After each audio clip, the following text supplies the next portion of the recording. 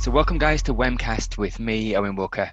So today I have a really interesting guest and colleague with me, Khalil Sayyad Hilario.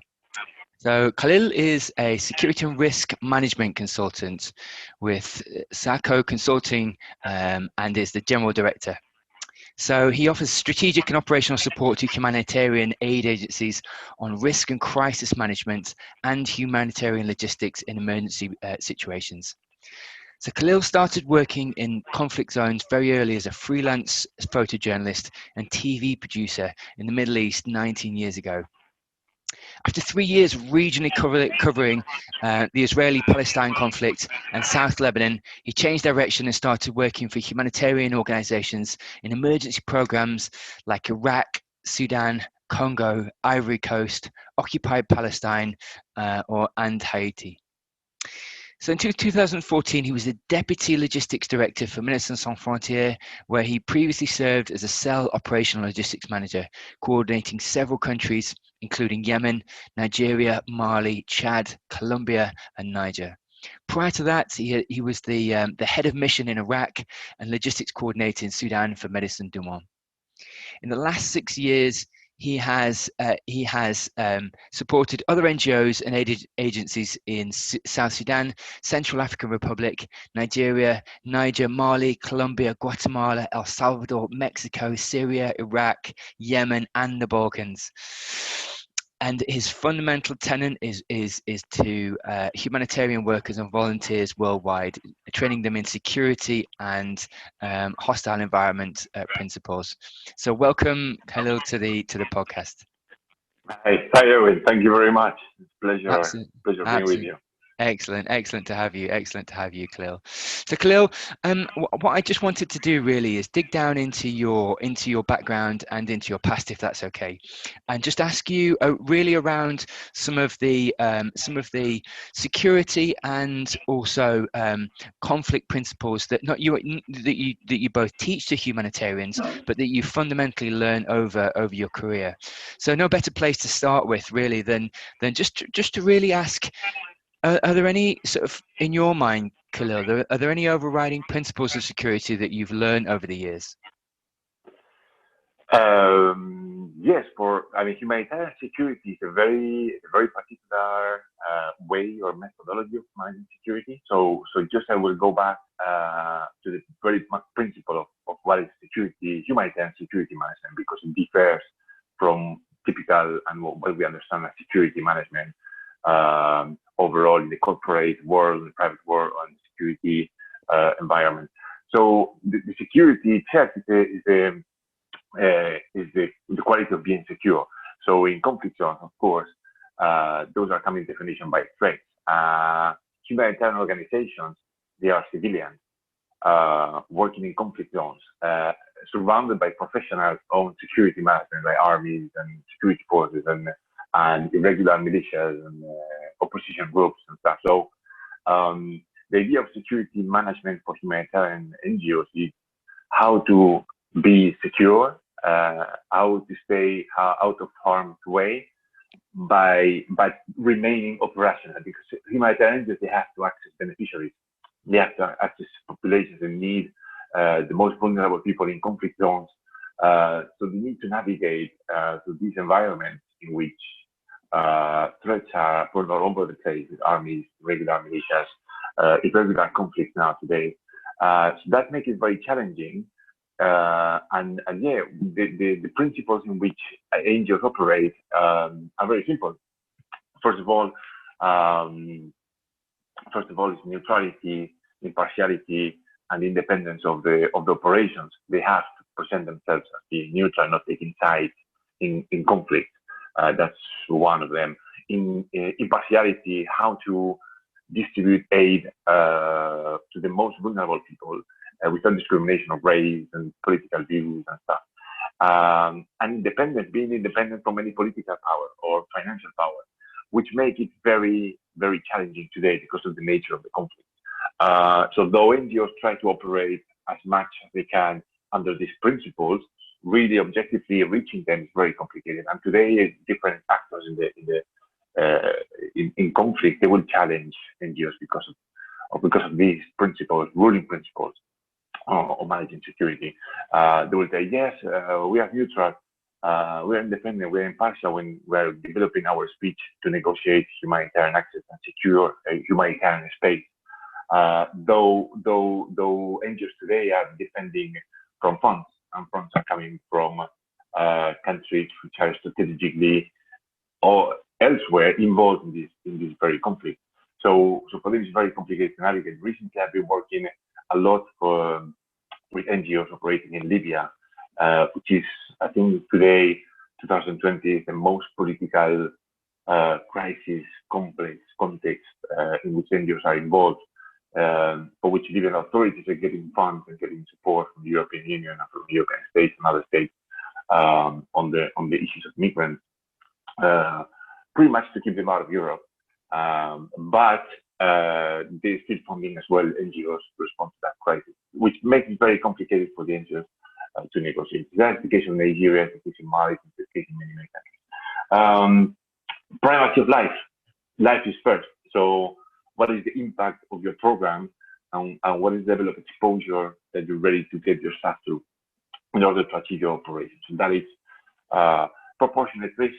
What is the risk we are taking as humanitarian staff in order to achieve these operations? What is the impact, and what are we ready to put at stake to manage our operations? And sometimes this principle is overridden because, of course, all NGOs, they think, yeah, our programs are very important, our programs are crucial.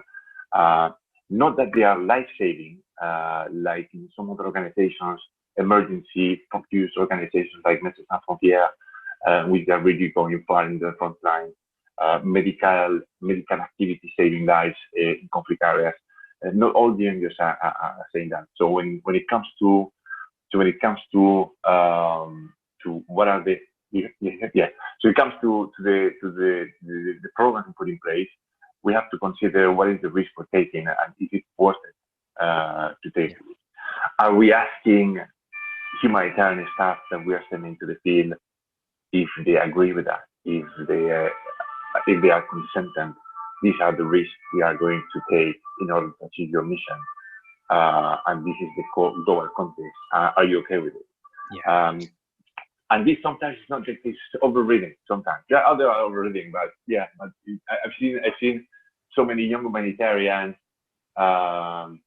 absolutely willing to save the world, per se, and overpassing this crucial element from the security management for which put them at risk. That's fascinating, Khalil. So one of the principles I'm aware that you teach is around situation awareness, and situation awareness from environment scanning, from collating information. But something I learned from you quite early on is around talking to all partners within the NGO. So quite often the drivers will have probably some of the best situation awareness because the drivers are on the ground and familiar with checkpoints, familiar with the dynamic nature of security.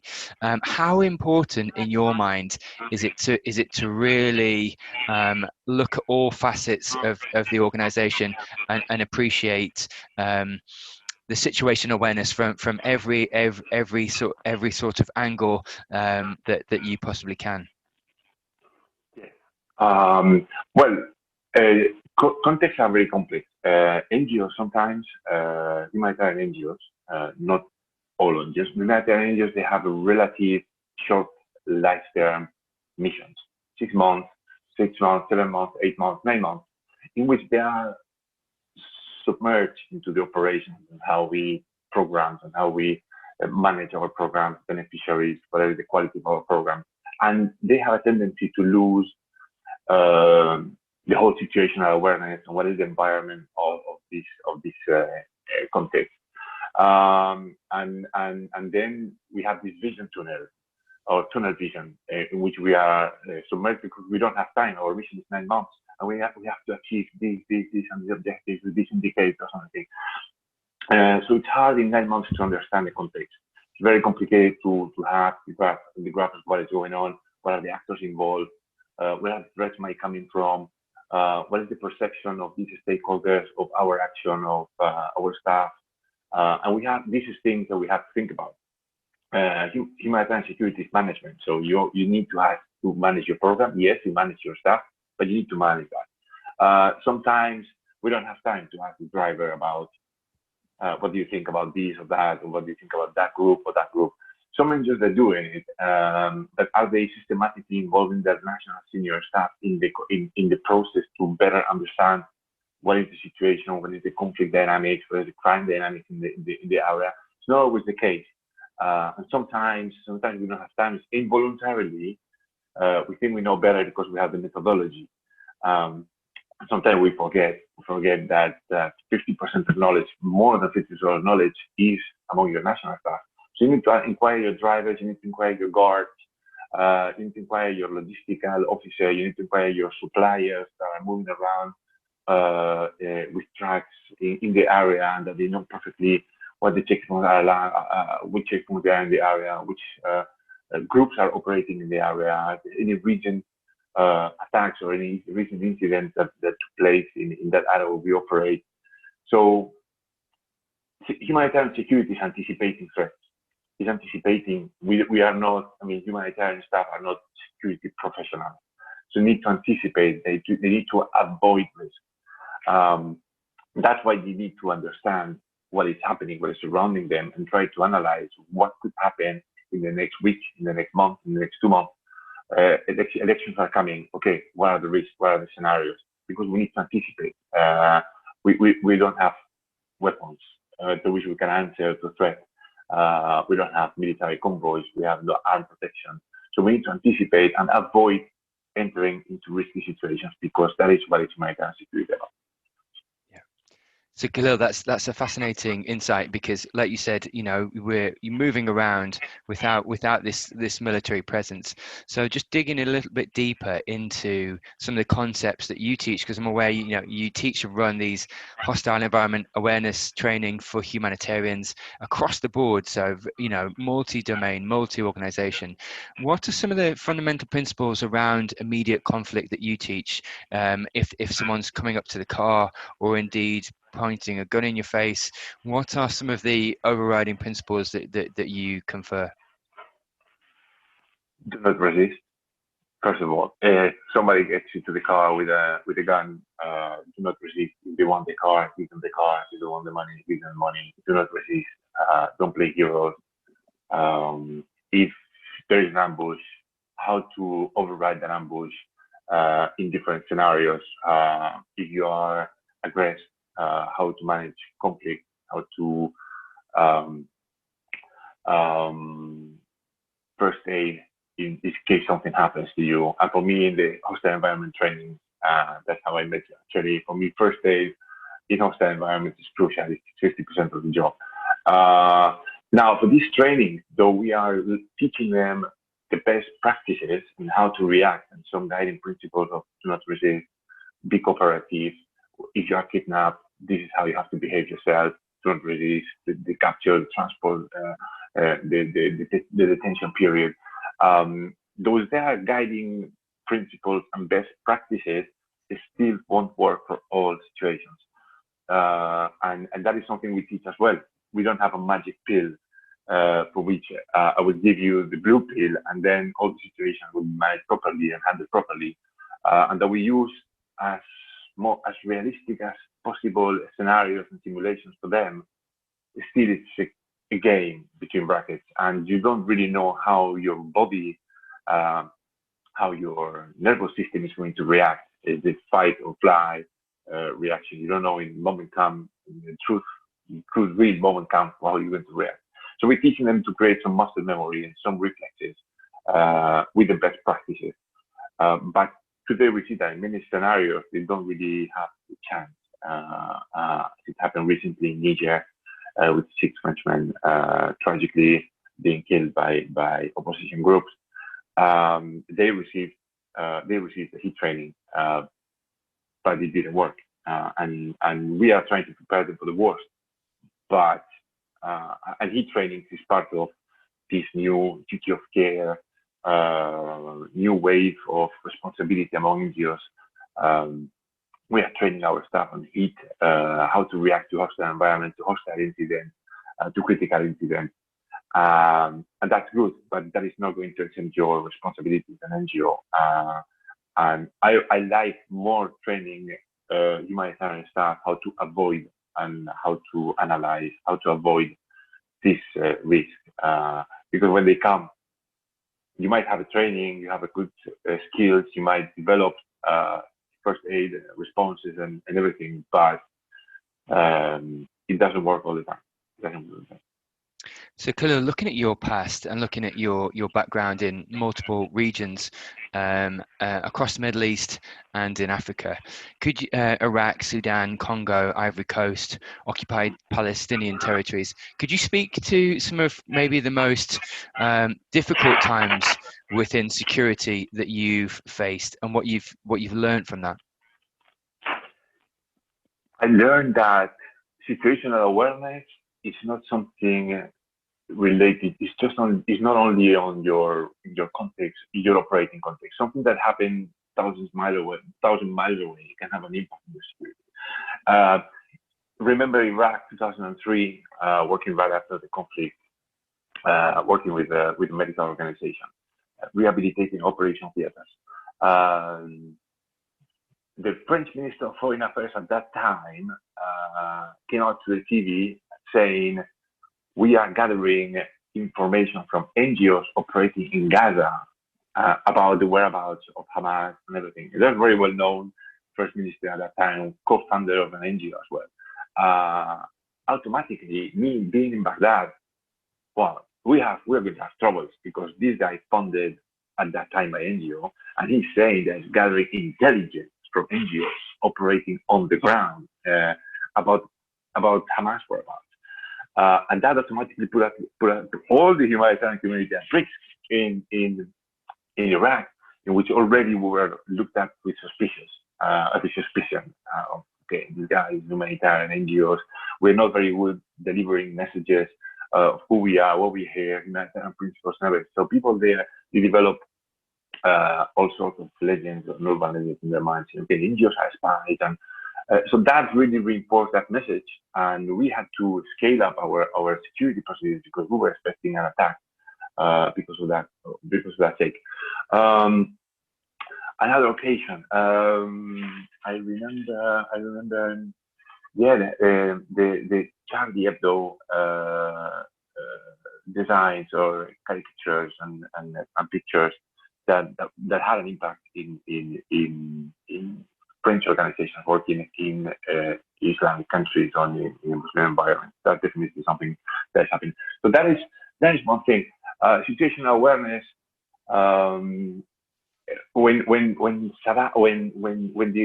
I remember when the U.S. Army found and killed Osama bin Laden in Pakistan, how they did it?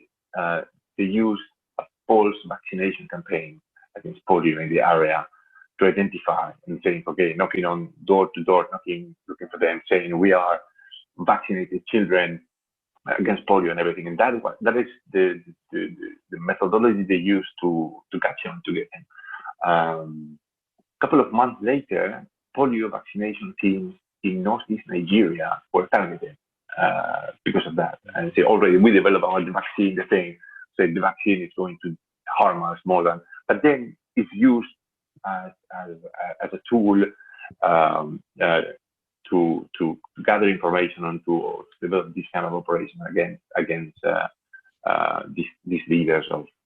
So everything that happens, not only locally or regionally, even really, really far away from us, really have an impact. And that is part of the situation now where not only my drivers in this road, but okay, what is happening today in Paris, what is happening today in Pakistan, what's happening today regionally, because that will definitely have an impact in your security. So Khalil, talking with you and working alongside you around some of the principles on the heat training, the hostile environment training, and just how quickly things can escalate. So how quickly dangerous situations can occur, and some of listening to you emphasize the fact that it can feel safe, it can look safe, and you can turn a corner and things can change in a moment. From some of just looking at some of the de-escalation techniques that you use. So one of the de-escalation techniques you said is just don't resist, hand everything over, don't pose a threat, be a non-threat and predictable. But could you speak to some of the other de-escalation techniques that you would use to try and diffuse some quite fractious or conflict situations? That is one. In the heat training, we organize a scenario, a simulation in which participants, they have to go through an assessment, and they have to meet some local leaders, some local authorities, or local tribes, depending on the context. And that is already a diffusing of conflicts and hostilities there. Then they have a situation in which they are attacked. Because many of these places, many of these countries and environments where they work, suddenly they change, and you cannot diffuse that. You are under attack, so the only thing you can do is to protect yourself.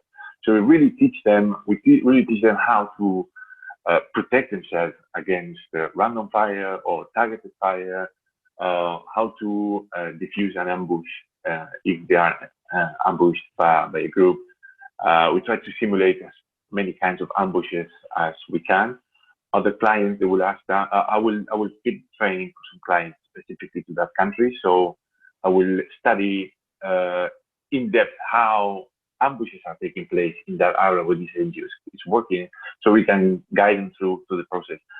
But when it comes to defusing, if we are talking about arm attack or robbery or carjacking, theft, burglary, that's easy. Do not resist, give everything. That is what they want, and the only thing you want is the incident to be over as fast as possible. When we're talking about war-related incidents, the only thing you can do is to protect yourself.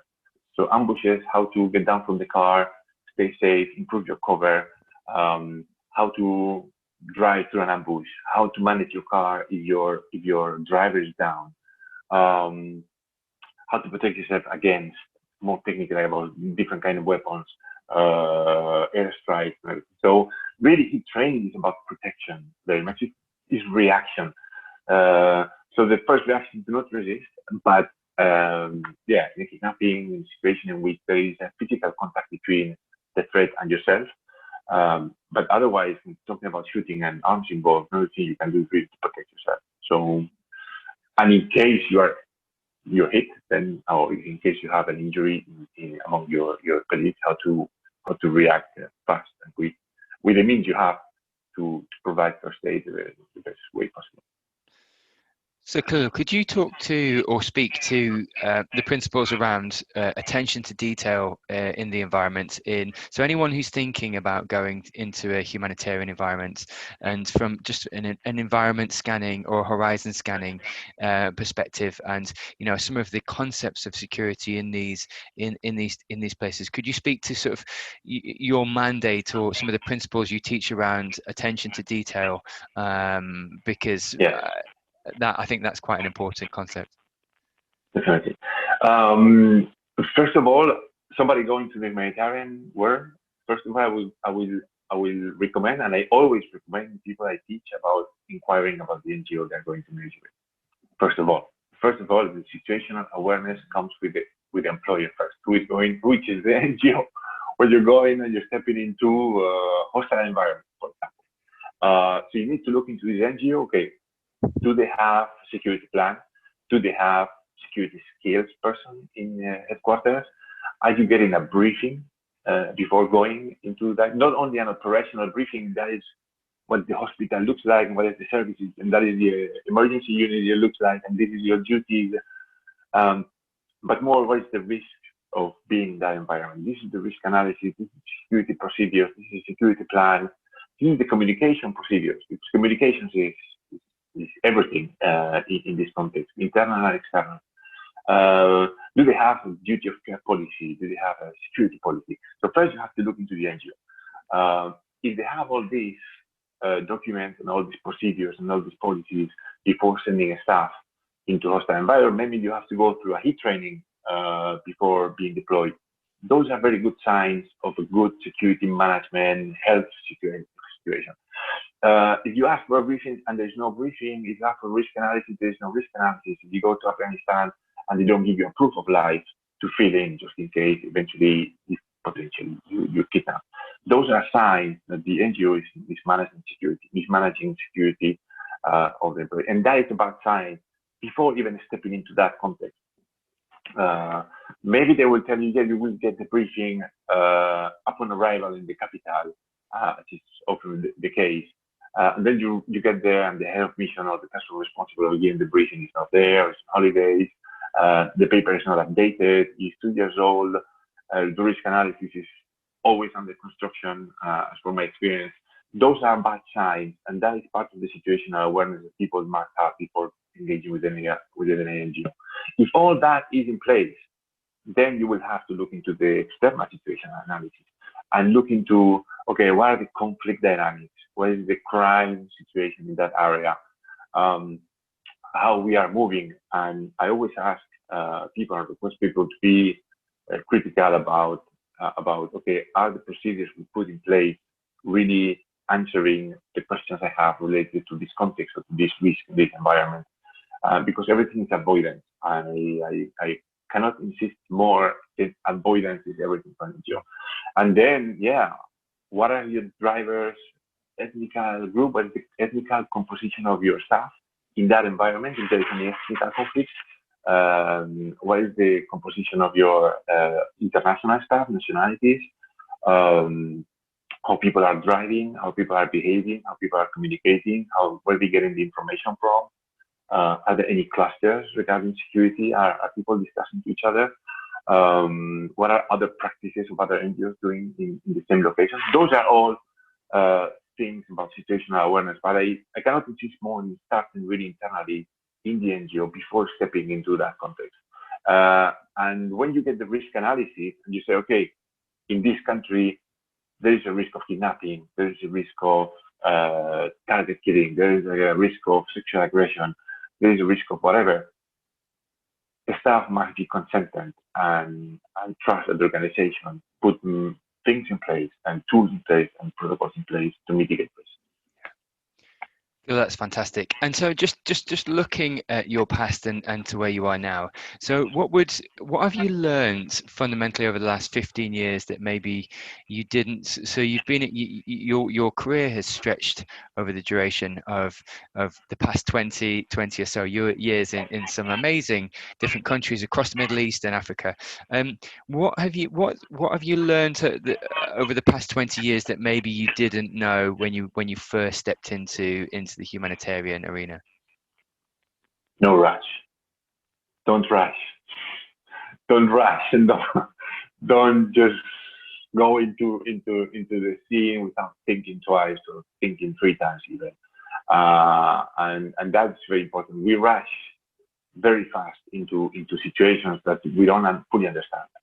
When you're young and you are, again, as I said before, you plenty of energy, you plenty of principles, and you want to save the world, and you want to help, and you see that the world is going crazy and going nuts, and you want to absolutely do anything you can to help. Or don't rush. I was there and I did that before, and it's a bad advice. But though we have a lot of money, we need to control that envy to help and to do things. Been there, done that. Think twice. That is one thing that I learned. That comes with risk appetite. My life has changed. I went through many situations, many security incidents. What is the risk appetite in order to achieve these things that we do want to do? That is something we have to ask ourselves. What are we ready to risk? And with age, family, children, that changes completely. So that is something I learned. Listen more to national colleagues. That is something I learned, absolutely. We don't have the truth. We don't know the context. We don't understand the context. Contexts are too complicated today to be understood. So we need to involve our national colleagues. We need to make them part of the analysis and part of the situational awareness understanding. Because though we have our methodologies and good practices and everything, 50% of the job is really, really, really understanding through your staff what is the situation in that. And that is something I learned, I would say, the hard way in some occasions. Something I really learned, and that is something that struck me a lot, and something that drove me into security management for humanitarians, is perception. How are humanitarian NGOs, humanitarian staff, how they are perceived today by the different stakeholders in the country?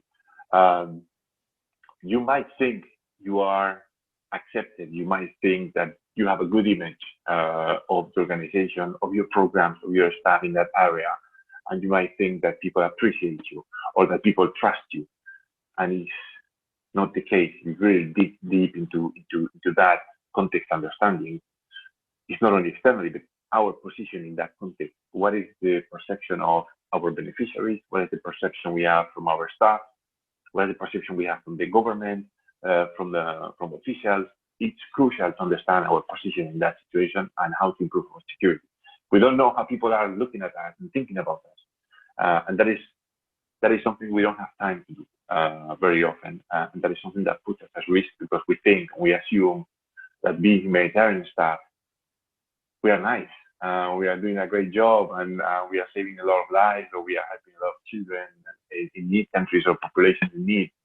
But it's a tricky question, so we really have to inquire how we are perceived. Second, the impact of our programs. When you are young, when you are entering and rushing, you're not measuring not only your risk or you're exposed to, but also what is the impact that you have with your program. What is the balance? Are you impacting the social or economical balance of power in that with your activities, with your program? That is something that I really learned to measure because it's really a source of insecurity. And then duty of care.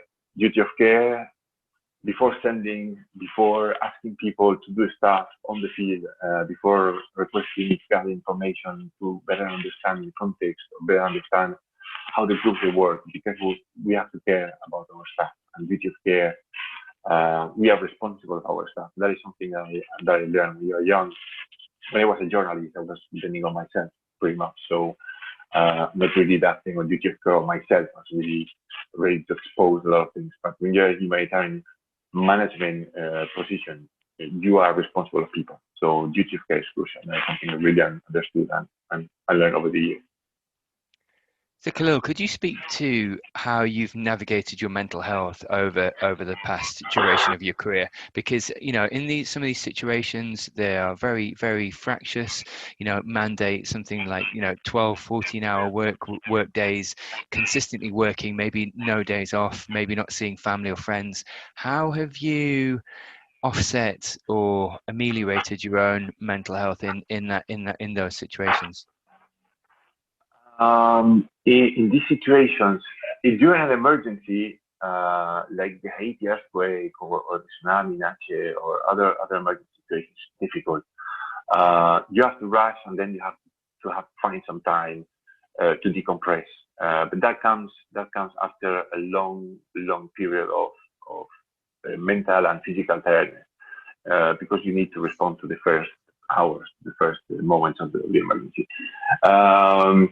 Going on breaks is important. I remember on the Ebola response for MSF, for example, we were sending medical staff on rest and recuperation every 2 weeks, pretty much, which is a record on rest and recuperation for staff, because they were exposed to an amazing level of stress, being on the suits, taking care of Ebola patients in the tents, and the 47, 50 degrees that climbs up inside your suit, then midday inside the tent. So you need to recover and you need to rest. I do a lot of sport. I always did a lot of sport in my life. So during this long hour mission working, you need to find a way to rest. For me, sport was crucial. Eventually, in some countries during weekends, I went fishing, trying to disconnect from that. Again, in acute emergencies, it's impossible. The only thing you can do is after that period of 2 weeks, 3 weeks, acute emergency response, then it's the decompression phase, and you go for a week in the neighboring country and try to decompress after some other activities. Team building with your staff is crucial when you are managing the staff as well, and there's these situations you need to take care of the mental health and the physical health. You will face resistance because you need to keep working and you need to keep functioning, and sometimes it happened in the past that you need to oblige and impose rest for staff because stress levels are good, and there are certain level of stress is good and is positive for performance. But then fatigue comes in, and as a manager, you need to identify that levels of stress, and that's where the fatigue starts installing in your staff, and get them some rest. Identifying it in ourselves is difficult as well. That is something I learned as well over the years. No rush. The conflict will be there, the needs will be there, the beneficiaries will be there, and when you climb up your level of stress, you don't take rest. You take some time for your family, from sport, for leisure. You lose objectivity, and you lose awareness of your environment. So it's crucial to keep focusing on that way, and keep a good balance between rest and speedy and work. So, Khalil, people listening to this might think, gosh, there's some real challenges and security risks working in humanitarian aid. There's a lot of intense periods of work. It's quite difficult. It's very challenging and dynamic. Things change quite quickly. And so, what's the appeal? Why should I go into this? How does it give back in essence? So could you speak to how humanitarian work in your mind has given back to you, or indeed some of the highs of humanitarian work from the longevity of your career? Accident-wise, if you look on the overall numbers, and that is just to join your first comment on, it looks dangerous, it looks challenging. Overall, the numbers of incidents in other fields, humanitarian is less. I mean, you have less incidents in the humanitarian world than you have in, for example, the fishing field, or in the mine, or miners have a lot of security issues, or the construction workers. So the accidentology overall numbers are not really very different from humanitarian, and even the humanitarian is even less. The idea that it's dangerous, that we have a lot of security incidents, is not entirely. I mean, we have to analyze it a bit more in depth because we have more humanitarian staff today than 20, 30 years ago. So is it today more dangerous to work in the humanitarian field than it was 20 years ago? I don't know. I'm not sure it was. I don't think that it's more dangerous, though conflict evolves as well, and the perception of danger evolves. It might be slightly more dangerous, but we cannot say that. 20 years ago we have a ratio of humanitarian workers in the field that was very low, or lower than it is today. Today we are employing, or the sector is employing 8 million people overall. So 20 years ago we're maybe 1 million of them. So the less people on the ground doing humanitarian field work, the less exposed, and vice versa. So for the risk, I think it's relative. Everything comes back to preparedness. Everything comes to situational awareness. Everything comes to how well I wanted to help from the beginning. So I wanted to help people. I was a TV producer before starting humanitarian action a long time ago, and I was showing what was happening. But then, very quick, the idea of showing it in order to change installed itself in my mind. But things were not changing. I'm talking particularly about the Israeli and the Palestinian conflict, where I started working as a TV producer. You wanted to change things. You wanted to have an impact on that situation with these people through your work and through your images and through your, but it didn't change. So it got worse actually, and it got dangerous. So you are living or co-living and sharing that space with humanitarian organizations, journalists, humanitarian organizations in emergencies are the first to arrive. So that's why I said, okay, maybe doing something about it will give me more reward eventually. That is what happened, and that is where I felt. That is where I felt good, doing things to improve people, life people, or to improve the situation of people in acute emergencies, trying to save lives, trying to distribute aid and suffocate and alleviate suffering from people in that. And that is something that was really, really triggering for me today, after being a consultant with SAHCO Consulting 6 years now, only working with humanitarian NGOs, and really concerned about the security and safety of humanitarian staff, because if you are not safe, you cannot help vulnerable people, and that is the, I mean, security is not a goal, it's a means to be able to reach these vulnerable populations in these conflict areas. So that is what drove me from the media and the journalistic field into humanitarian action, the international cooperation, and then into helping with my experience other NGOs to being able to provide aid. Khalil, that's fantastic. So just as we come into land on the conversation, just my final question really would be around how has Ebola and sort of the contemporary climate complicated an already difficult humanitarian landscape? So how has it affected either both your ecosystem or indeed the landscape in humanitarian work? Ebola, we have another outbreak in Congo again. It's really affecting. It's adding a threat. Ebola, for many of these populations, is not known or is poorly known. As it happened with cholera in some countries, like Haiti, for example, where we never faced any cholera before. It's adding a threat because in some countries, in some contexts, they see NGOs as being the cause of bringing that thing into their communities or into their context, or bringing it from somewhere else and bringing it inside. Ebola is challenging for contexts in which the threat, you don't see it, you don't smell it, you don't. So you need to put extreme measures, and you put extreme protection measures. And the more protection measures you put, the less you get to reach the population which you have to help and to discuss and to negotiate and to. So it's adding one more layer of protection that is taking you away from that contact that NGOs need to have with the communities and with the communities where they work. Fear is very scary, so that is adding more into this an extreme situation in which many humanitarian workers, they would say, okay, I'm ready to accept going into a conflict area. I'm ready to accept that eventually I might be robbed or that I might be exposed to ambush maybe. But Ebola, no, I don't want to go through an Ebola because of the mortality rate.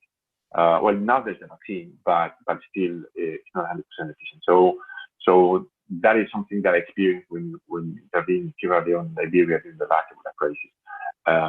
Humanitarian staff, they didn't want to go to these missions and find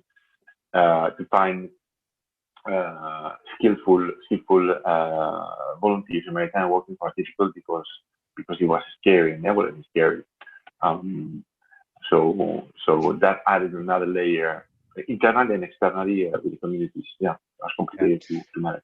Yeah, it's interesting, isn't it? I think we've been so paranoid about COVID that people have taken the eye off the ball that there is another outbreak of Ebola in the Congo, and as it raised its ugly head in Sierra Leone, it seems to be doing so now in Congo. So just, I suppose, an adjunct question to my final question is, how has the COVID landscape changed your work over the past 6 months? Travel restrictions. My work is based on traveling, and everything I do is traveling. A lot I'm doing remotely, and that is something that I developed recently because of the COVID, and I have to adapt the way of working, but traveling and travel restrictions, not being able to train, not being able to gather people in a room, in a training facility, that has been complicated. For me, I think that is the only, I mean, financially, all of us had an impact somehow.